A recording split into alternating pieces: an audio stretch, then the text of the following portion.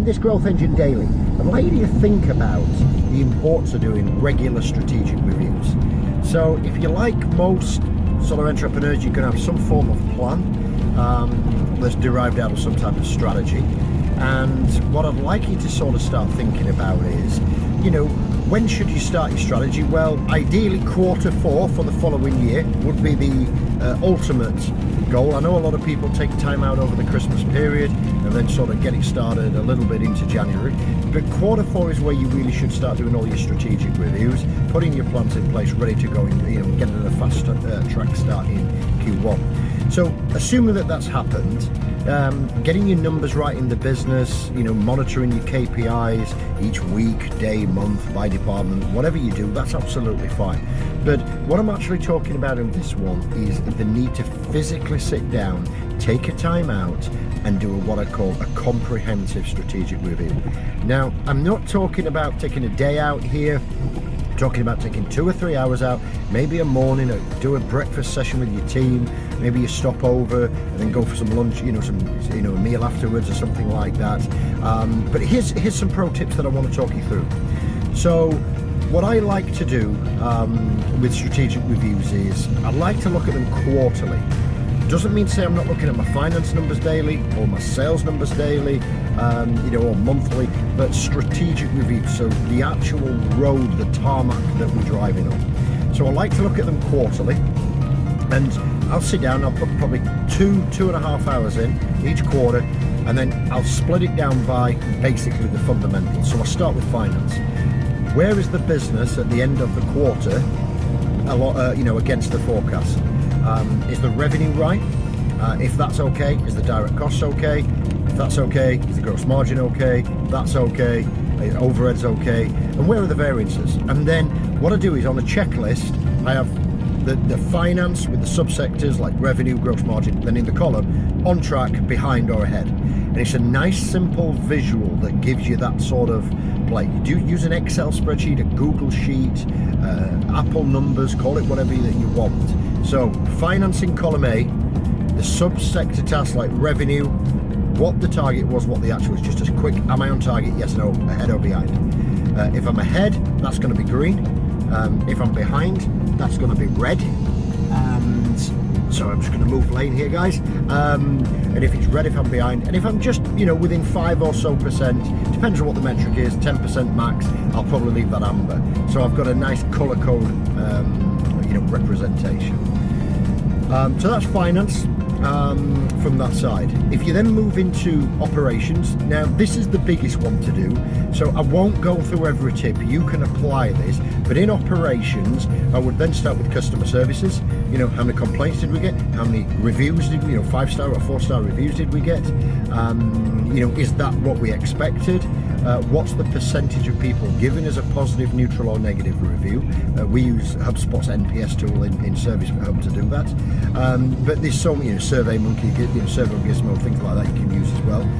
And again, using the same spreadsheet, just quickly, where are we?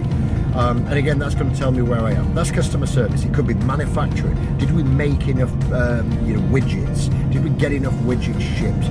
You know, are we delivering on time? Is our logistics right? If you're a service-based business, you know, you're not manufacturing, but, you know, are you doing KPIs on your service delivery? Are you getting things out on time? Are you meeting those service deadlines for your clients to keep them moving? And as you know, in operations, there is so many things. It could be supply chain. Have we bought what we said we would buy? Have we over-purchased, under-purchased? Have we paid too much, not enough? And these are snapshots. These are not, you know, you don't need a science degree or a NASA degree or be a qualified accountant to do this. If you've got your strategic review right in Q4 for the beginning of the year, you're going to have a good set of numbers or a good idea of what you want to be doing. As you move through the people, did we recruit to quota? Did we get the right people in the right seats? Did we lose anybody? If so, why? What did the exit interviews tell us? Are we doing what we should be doing? Do we have any rotten apples in the barrel? Have we got any empty seats that we need to fill? As we then move into marketing, again, marketing is very similar to operations. It's so wide and diverse, from offline, online, trade show, traditional, and then even online, you can split online down into, tens, if not hundreds of different avenues. But the basic things is did we meet lead generation quota? Did we bring enough marketing qualified leads into the business? Were they of a substantive quality? What did it cost to bring those leads in? From which channels? Which are performing well? Which are not performing well? Is pay-per-click on Google working but Facebook down, or vice versa? So that gives you an idea there from that side. Did we get the required amount of leads if you're still doing trade shows, or did that direct response letter, or is that sales page working or converting? Or marketing page, should I say, landing page. And then when you move into sales, did we hire the right amount of salespeople? Have we trained them? Have we onboarded them right? Are they making the call quota? Are they making the follow-up quota? Is the pipeline where we would expect it to be? Because it doesn't matter if you're at end of quarter one, quarter two, or quarter three.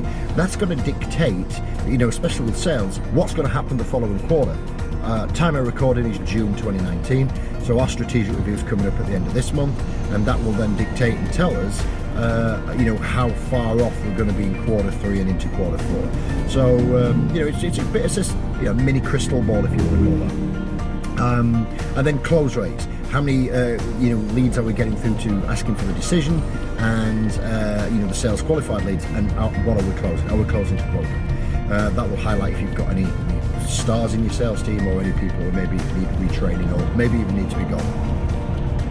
As you move out of that into governance, are we up to date regulatory, annual returns, finance, social responsibility, stakeholder accounts issued to the investors or whatever it would be, banks if you've got loans in that side, all that type of stuff. Insurance is up to speed. Are we there? Is everything on track? Did we meet our insurance renewal targets? Did we lower or limit the increase of insurance costs? From that side. And then personal development, more of a, for your own. How many books did you set yourself out to read this quarter to meet the gaps in your knowledge base? Did you do that? What did you learn? And did you just read them and then move on to the next book? Or did you read, learn, and then implement, which is the key thing? As you know, you've got to implement what you learn, even if you take one thing away from that personal development. So as we move through, that can just be a simple Excel spreadsheet, what the department is, what the subsector of that department is. So as an example, in finance, it might be your revenue subtopic, might be your gross margin subtopic. In sales, it might be sales calls, sales meetings, sales presentations, sales quotes, sales close. And then, if you want, what was the number, or are you on track or behind? And then at one sheet, you've got a snapshot that you can actually say, how's my business doing? It's a one sheet strategic review. All the reds on there, doesn't it make sense to sit down with the person in charge of finance, sales, marketing people, or you sit down with yourself in a personal development, looking in the mirror session and saying, we're behind, we're not doing what we should be doing. The ones that are green, how far ahead are you? Great, fantastic. Can you maintain that? Was it an outlier? And then the ones that are neutral, you could say, well, that's not bad, but can we improve? And it's just a great single sheet. I print them out then on like an A3 document, collapse them down, and then you can look at it and say, right, what do I need to focus on? And that really drives momentum into your management meetings, or into your sales leaders, or your marketing teams, or if you're working with an agency or an HR recruitment company. Drives those discussions to have meaningful reviews. So I hope you got some value out of that.